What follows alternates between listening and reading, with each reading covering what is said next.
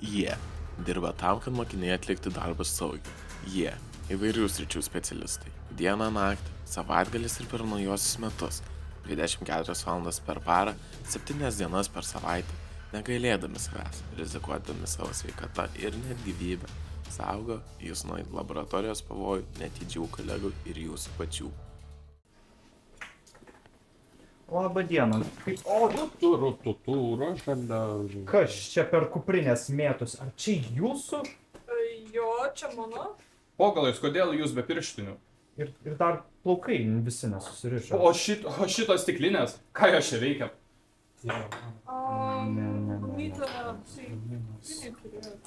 Gerai. Nieko čia gero.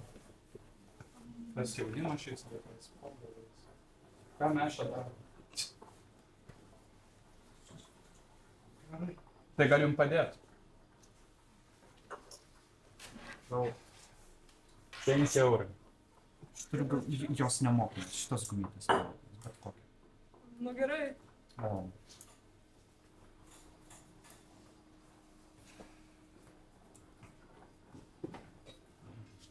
Nukentėjusių išvengta.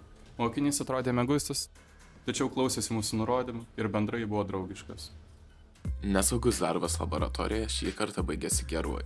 Laborantai tą dieną buvo išsimiegoję 8 valandas ir jautėsi dosnus, todėl mokiniai te buvo suteiktas žodinis įspėjimas, viena nemokama gumytė ir pirštinės. Daiktas olimpiadai reikėtų susiruošti dieną prieš, bei naktis skirti nemokymuisi, o poilsiui. Šiandien laboratorijoje matysite. Vykdant apžiūrą ant biuretės viršaus buvo rastas piltuvėlis. Mokiniai buvo atimti balai už netiksliai atliktus bandymo skaičiavimus. Reagentų svėrimas peraugo iki kivirčo artimoje aplinkoje. Chuliganiškas pipetavimas baigėsi sumaištimi bei pietų miego.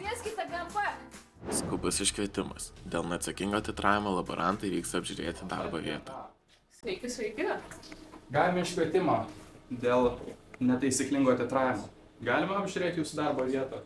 Žinoma, viskas čiki-piki. Tai sakykit, laborantai, ką šiandien neatsakingai titravau? Ką tai iš vis reiškia? Brangioji, ar žinai, kad naudojant biuretę turi būti piltuvėlis nuimtas? Ne, o kodėl? Šis faktas labai aiškiai matosi jūsų duomenyse. Siūlyčiau jas perskaičiuoti. O jūs iš viso titruot mokate? Nu, pripyliau šitą... Biuretę. Ačiū, biuretę. Įdėjau indikatoriaus, leidau piltis tirpalui ir įpyliau tirpalo. Nu ir pyliau, kol pasikeis spalva, tik čia viskas labai jau lėtai ėjosi. O jūs žinote, koks yra titravimo greičio limitas?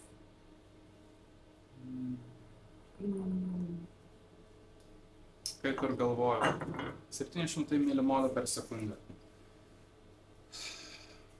Apraše aiškiai parašyta, neviršykite laboratorijoje nustatytos titravimo greičio ribos. Toks iš vis egzistuoja? Maniau, kad jūs juokavote. Egzistuoja dar ir kaip. Todėl ir jūsų analita tokia spalvinga. O duomenys išsiblaškę kaip ir jūs pati, gerbiamoji.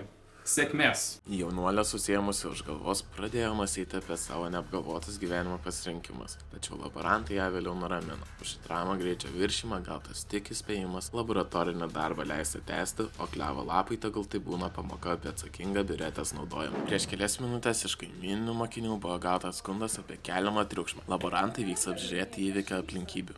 Šitas kerėpla trukdo man sverti reagentus. Kaip tu mane pavadinai? Pati tu kerėpla. Jinai atėjo po manęs ir aiškina, kaip man viską daryti. Sako, blogai sveria, duok man. Pats tu taip sakai, aš taip niekada nekalbėčiau.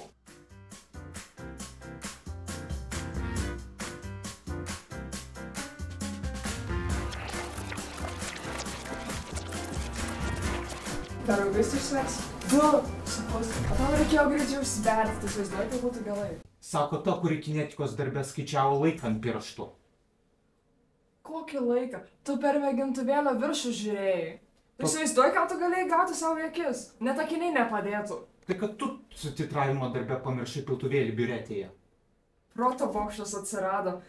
Tavo titravimo aš net nepavadinčiau kiekybišku, žinok, jis buvo labiau kvailybiškas. Gerbiamieji, prašau, tik tai be patyčių.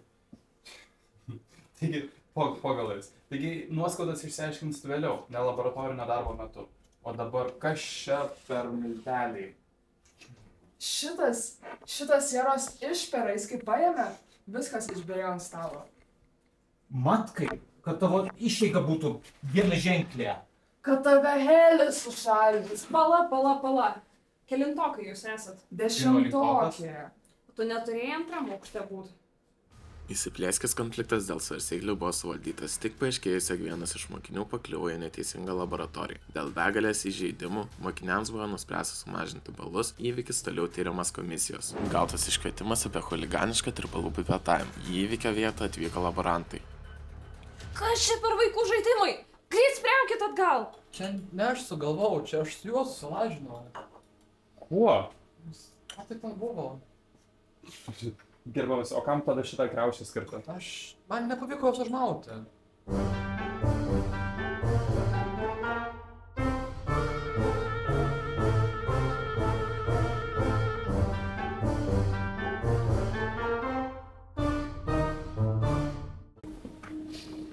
Kad tave vandenėlis nuprūstų. O, va ir kriaušė.